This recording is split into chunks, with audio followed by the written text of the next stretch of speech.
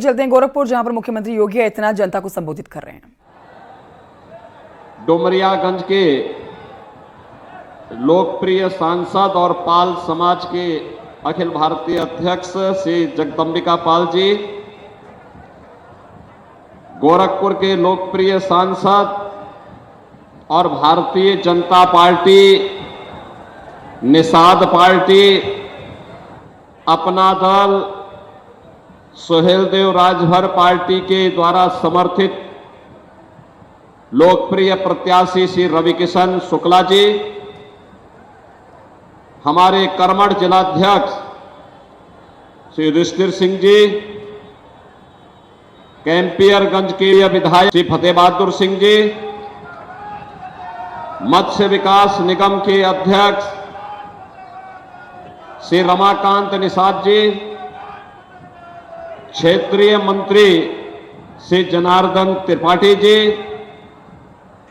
विधानसभा के प्रभारी श्री अश्वनी त्रिपाठी जी, विधानसभा संयोजक शेषमणि त्रिपाठी जी, पूर्वांचल विकास बोर्ड के पदाधिकारी श्री विजय शंकर यादव जी, ब्लॉक प्रमुख भरोइया संजय सिंह जी, जंगल श्री ब्रजेश यादव जी, चेयरमैन पीपीगंज श्री लक्ष्मण विश्वकर्मा जी, ब्लॉक प्रमुख कैंपियरगंज से अश्वनी जायसवाल जी, एमएलसी श्री सलील बिश्नोई जी, पूर्व ब्लॉक प्रमुख गोरख सिंह जी, मृत्युंजय सिंह जी, ब्रजभूषण मिश्रा जी, महेंद्र मिश्रा जी, मकसूदन मिश्रा जी, सदानंद शर्मा जी और उत्तर प्रदेश कोऑपरेटिव बैंक के अध्यक्ष, कैंपियरगंज क्षेत्र के हमारे बहुत वरिष्ठ नेता श्री जितेंद्र बहादुर सिंह जी, वैसे खसनी के नेता हैं, और मंच पर उपस्थित भारतीय जनता पार्टी और एनडीए के हमारे सभी पदाधिकारीगण और कैंपियरगंज के हमारे सभी सम्मानित ग्राम प्रधान, क्षेत्र पंचायत समिति के सदस्य, भारतीय जनता पार्टी हिंदुया बहानी के हमारे पदाधिकारीगण, व्यापार मंडल और विभिन्न संगठनों के हमारे पदाधिकारी और उपस्थित बहनों और भाइयों, मैं सबसे पहले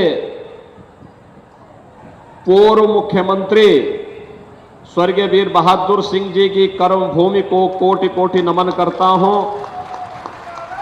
ये पीपीगंज एक जंक्शन है, एक तरफ पुरानी पनियरा और एक तरफ पुरानी मानीराम, यानी एक तरफ के प्रतिनिधि स्वर्गीय वीर बहादुर सिंह जी हुआ करते थे और एक ओर के प्रतिनिधि पूज्य महंत अवैधनाथ जी महाराज हुआ करते थे।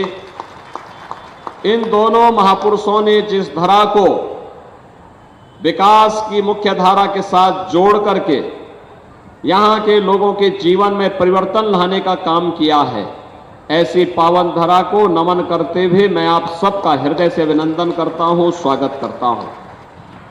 बहनों और भाइयों, आप सब तो हमारे अपने परिवार के लोग हैं, इसलिए आपके साथ जब मैं आता हूं तो भाषण की इच्छा नहीं होती है, बल्कि एक भाव होता है, और भाव इस बात का कि जो संघर्ष आप लोगों ने किया है, विपरीत परिस्थितियों में काम किया है, आज कितना इस क्षेत्र में विकास कराया जा सके कि न केवल आपका बल्कि आपके आने वाली पीढ़ी का भविष्य बहुत उज्जवल हो सके। और इसीलिए हम लोग यहां पर चुनाव के दौरान भी आते हैं, चुनाव के इतर भी अन्य कार्यक्रम हम लोगों के बराबर यहां लगे रहते हैं। आज मुझे अच्छा लगता है जब यहां की सड़कें चौड़ी होती हुई दिखाई दे रही हैं। आज हमें अच्छा लगता है गांव-गांव की सड़कें जो 17 के पहले खराब पड़ी हुई थी, आज वे सड़कें कोई 2 लेन की, कोई 4 लेन की हो गई। आज मुझे अच्छा लगता है जब यहां पे हर जगह डिग्री कॉलेज भी हैं, इंटर कॉलेज भी हैं, ITI भी हैं और स्टेडियम भी है। अच्छी सुविधा हर जगह उपलब्ध हो रही है। बाढ़ बचाव के लिए उत्तम व्यवस्था हुई है। और भी जो कुछ हो सकता है इन कार्यक्रमों को आगे बढ़ाने के लिए जब थोड़ा प्रयास होता है तो हम लोगों को बहुत अच्छा लगता है कि इसका लाभ हमारे कैंपियरगंज के लोगों को, इसका लाभ हमारे पिपराइच के लोगों को, इसका लाभ हमारे सहजनवा के लोगों को, इसका लाभ गोरखपुर वासियों को प्राप्त होना है। और इससे लोगों को यह लाभ होने जा रहा है, अच्छा लगता है। और इसीलिए आज मैं आया हूं आपके पास केवल उपस्थिति दर्ज कराने के लिए।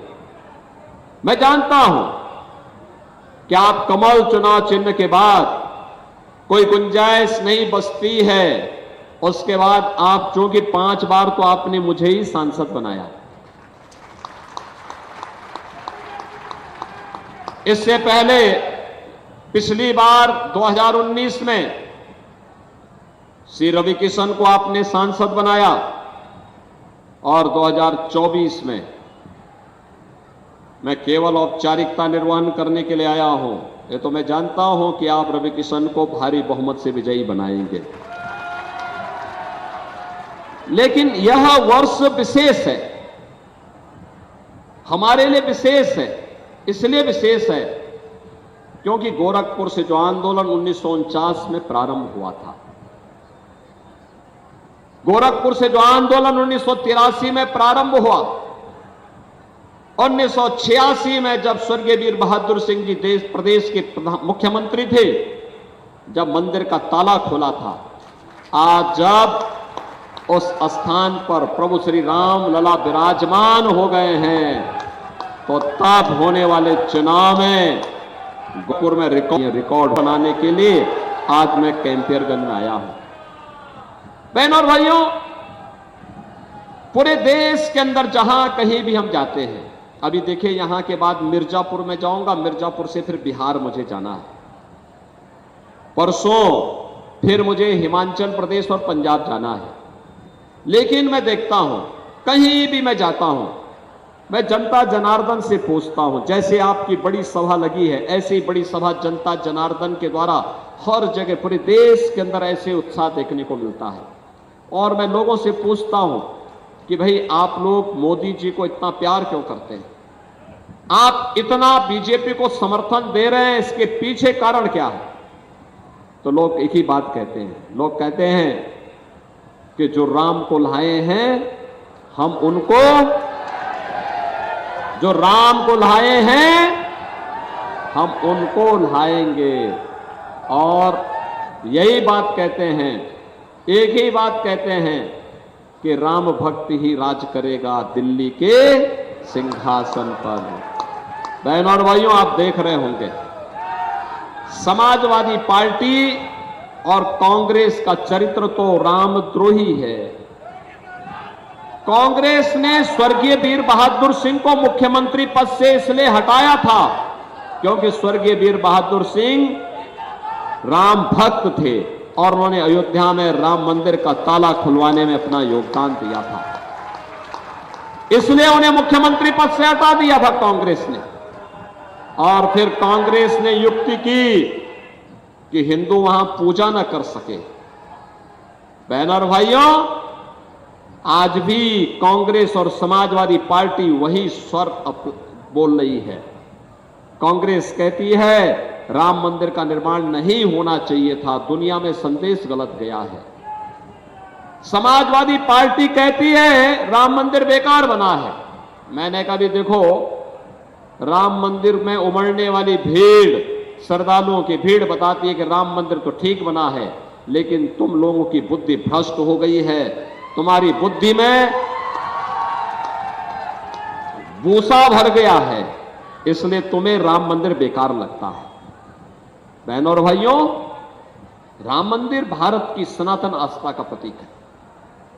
और इसीलिए जब राम मंदिर की बात आती है, ये पूरा चुनाव, एक तरफ राम भक्त हैं, राम भक्त, भगवान राम की सेना। आपने देखा होगा अयोध्या में प्रधानमंत्री जी के कर कमलों से वर्षों का इंतजार समाप्त हुआ। रामलला के विराजमान के अपने के पहले अयोध्या का जो इंटरनेशनल एयरपोर्ट हम लोगों ने था, उसका याद करिए। अयोध्या में यात्रियों के लिए जो विश्रामालय बनाए गए हैं, रेन बसेरा बनाए गए हैं, यात्री विश्रामालय बनाए गए हैं, इसका निषाद राज के नाम पर भगवान राम और निषाद राज की मैत्री का संबंध अयोध्या से है। और साथ साथ हम लोगों ने प्रयागराज के पास भी निषाद राज का किला जिस स्थान पर है, भगवान राम और निषाद राज की 56 फुट ऊंची प्रतिमा को हम लोगों ने वहां पर स्थापित किया है और दोनों के मैत्री के संबंधों को जोड़ा है। मेरा मानना, कोई भी निषाद राज का भक्त रामद्रोही के साथ नहीं खड़ा हो सकता, रामद्रोही के साथ नहीं खड़ा हो सकता है। राम भक्तों पर गोली चलाने वाले लोग आज आपके सामने तमाम प्रकार के इनके अपने आपकी आंखों में धूल झोंकने का प्रयास करेंगे, लेकिन बहनों और भाइयों, इस बहकावे में नहीं आना है। हमने एक काम किया है, अयोध्या में श्रद्धालुओं के लिए जो भोजनालय बनाए गए हैं, कैंपियरगंज से भी तो लोग गए थे दर्शन करने के लिए अयोध्या में, दर्शन करने। आप लोगों ने जितनी भी जगह आप लोगों ने जो वहां प्रसाद पाया था, वह प्रसाद जिस भोजनालय में बना था उसका नाम है सबरी भोजनालय। माता सबरी के जूठे बेर खा करके भगवान राम ने लंका पर चढ़ाई की तैयारी की थी। तो भगवान राम तो सबको अपनाने वाले हैं, लेकिन रामद्रोही कभी चैन से नहीं बैठ पाया है। कितना ही बड़ा क्यों ना हो, कितना ही बड़ा ताकत क्यों ना हो, उसकी दुर्गति और उसका पतन जरूर हुआ है। और इसीलिए मैं आपसे कहने के लिए आया हूं, ये चुनाव राम भक्तों और रामद्रोहियों के बीच में है। बहनों और भाइयों, राम भक्त देश के विकास के लिए कार्य कर रहे हैं, देश का सम्मान बढ़ा रहे हैं।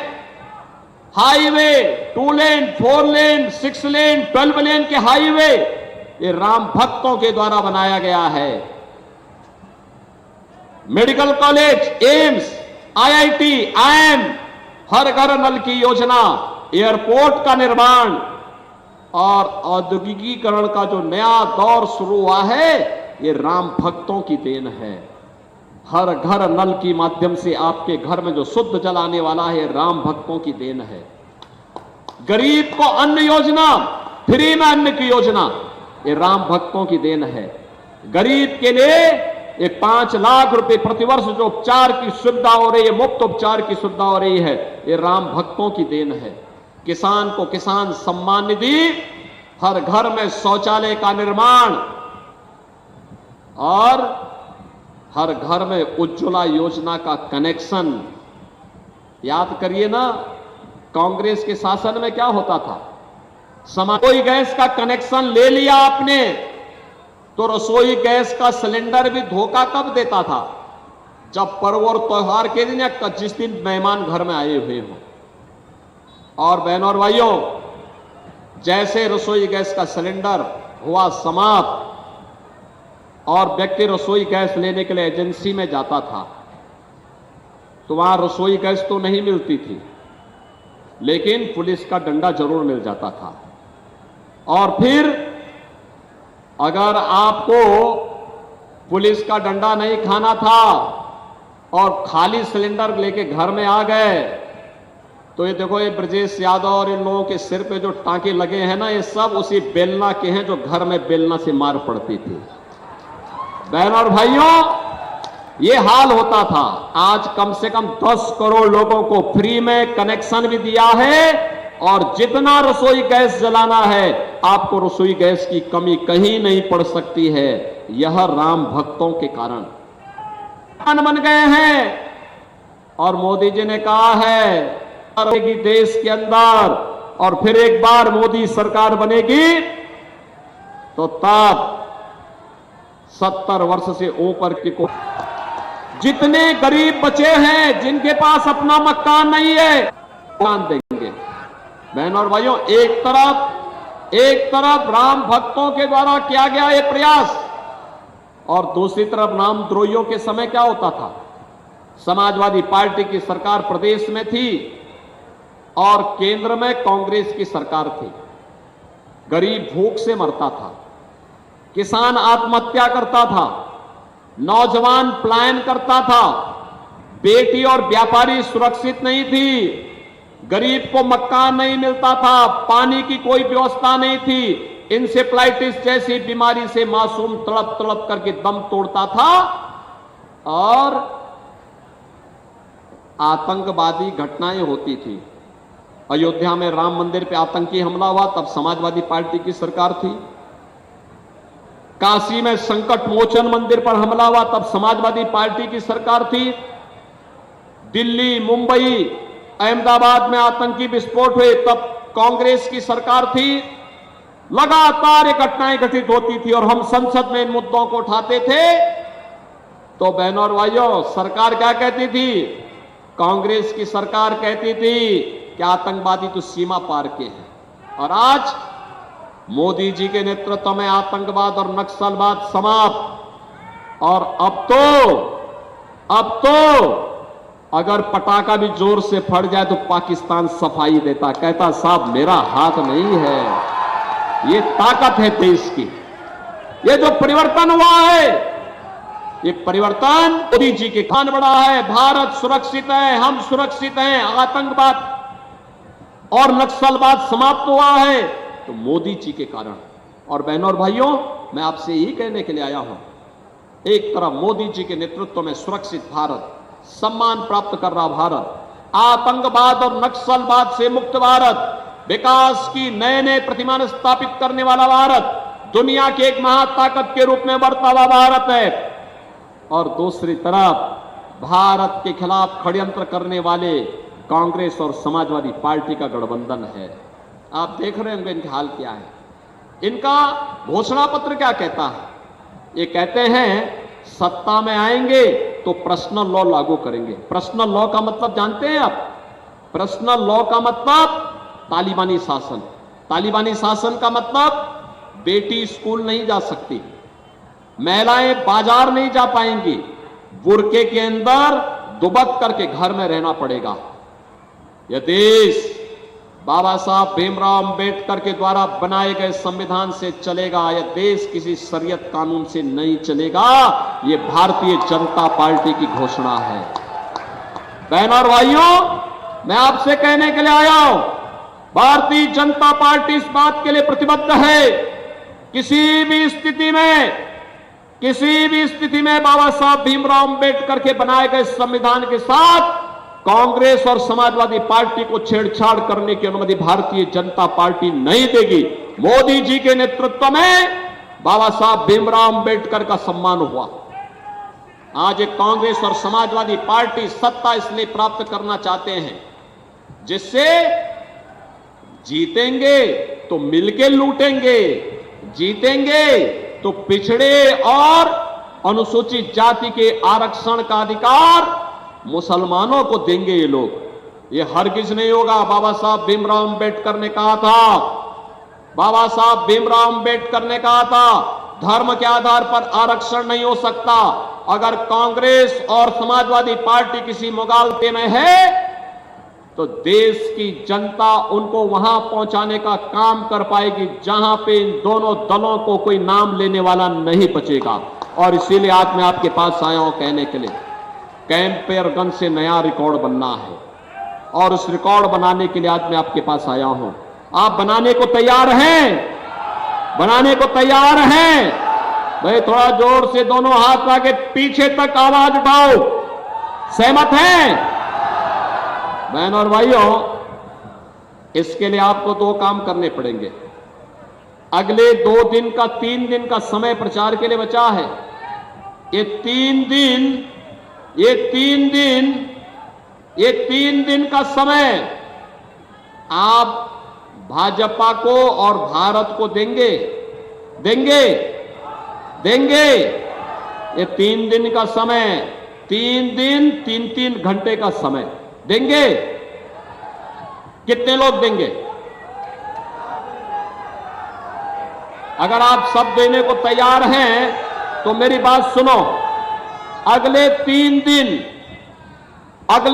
दिन आप में से हर व्यक्ति को 10-10 घर में जाना है। 3 दिन में 30 घर। 30 घर का मतलब यानी एक व्यक्ति को संपर्क करना है।